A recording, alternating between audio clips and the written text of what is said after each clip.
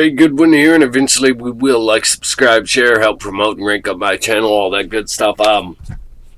So there's quite a few things I'm going to discuss in this video, but it's mainly a Zack Snyder versus Josh Whedon discussion, and I'm going to talk a little bit about Zack Snyder's vision, his version, his cut, as in relation to Justice Con, with the whole reveal of black-suited Superman, which is actually pretty awesome, and I'll actually show you that clip. But I also want to talk about the stuff going on with Josh Whedon and Ray Fisher as it's been developing, and I promised that I would continue to follow it as it continues to develop, and it has continued to develop.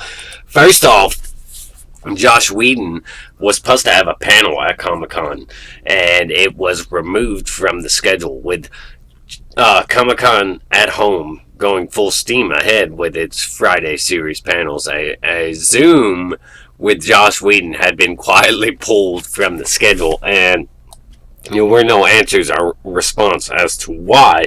But as you can guess, it's likely due to the recent accusations made by Ray Fisher, who played Cyborg in the Justice League version of, well, in the Josh Whedon version of Justice League. We're going to get the Zack Snyder version, which promises to be much, much longer. It's going to be a really long movie or TV series.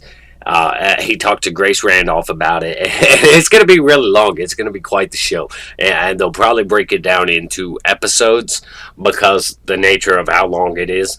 But it's going to be really great. It promises to have a Green Lantern in there and everything. And Zack Snyder himself has said that Zack Snyder, on using Josh Whedon's Justice League footage, this is what he said: I would destroy the movie. I would set it on fire. Don't expect any of Josh Whedon's footage to feature in Zack Snyder's version. So that's incredible. That's a really strong stance to take. Zack Snyder has some strong words for those who think he'll use any of Whedon's footage in the upcoming Snyder Cut. I would destroy the movie, he said during a fan-organized Justice Con panel. I would set it on fire before I use a single frame that I did not photograph.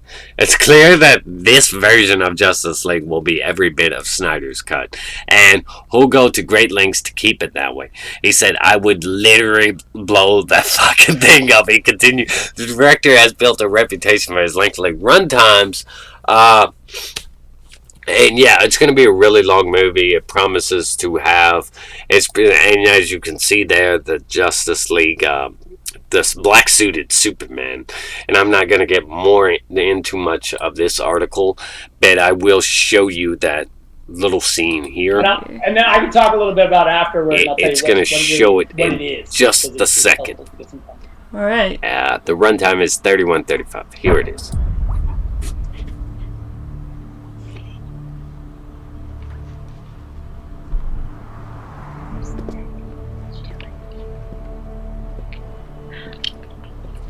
Assuming you're Alfred. I'm looking over there.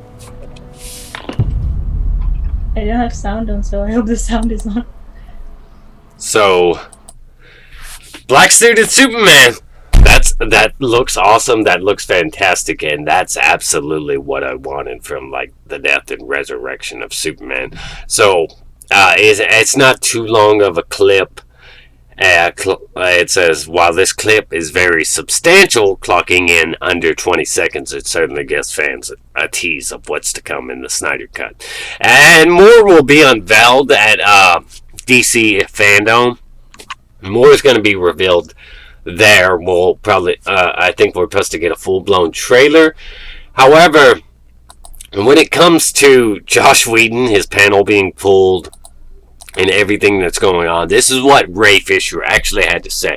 Justice League star Ray Fisher stands by his accusations of Josh Whedon's abusive behavior on set, saying the director should be scared. DC's Justice League star Ray Fisher stands by his accusations on abusive behavior and all that, as I've talked about recently, and there's been a couple follow-up videos from me on this. But obviously there are things standing in the way, legal things standing in the way. But in May, Fisher spoke up. It said earlier this month, Fisher spoke up about Whedon's abusive behavior on the set, saying the director's behavior was gross, abusive, unprofessional, and completely unacceptable. Fisher has since explained that he hasn't said more on the topic due to a non-disclosure agreement, but he's now offered new comments on Whedon. During his panel at JusticeCon, Fisher was asked about the Whedon situation, and the actor took the opportunity to stand by what he previously said and revealed that he is currently working on uncovering what happened and figuring out how to reveal it to the public without violating any contracts or legal agreements, Fisher said. I put out some very strong words and some pretty strong comments about Josh Whedon, and every single one of those words and every single one of those comments is true. There is a process that is being undergone as we speak to get to the heart of everything that I'm talking about. The man is probably scared, and he should be, because we are going to get to the heart of everything that went down. So there's been a lot said about what happened, what could have happened. Other people have spoke up about Whedon. Somebody who worked as a stunt person over on Buffy the Vampire Slayer, they've came out and said some things about him.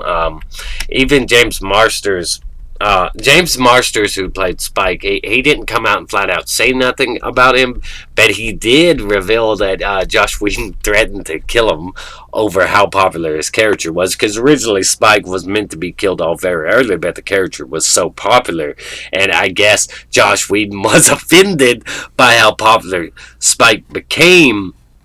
And he kind of like cornered him and told him, look, I don't care how popular your character is. He's dead. He's dead. You're dead. Like, pretty much. And so basically Josh Whedon, he's been a controversy about him because all the cheating and affairs and some kind of affair he had with somebody. One of the Buffy actors or actresses. He cheated on his wife, Kai Cole, and all that, and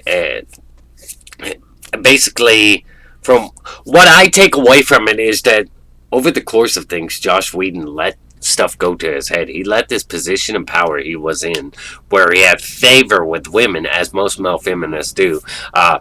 They say they love strong women and all that, but they're the most sexist people you could ever meet when it comes down to it, because they're famous for having that softer side and showing that softer side that make women respect them and all that. They behave a certain way that makes women appeal to them. And Josh Whedon's famous for championing women with his whole Buffy the Vampire Slayer thing.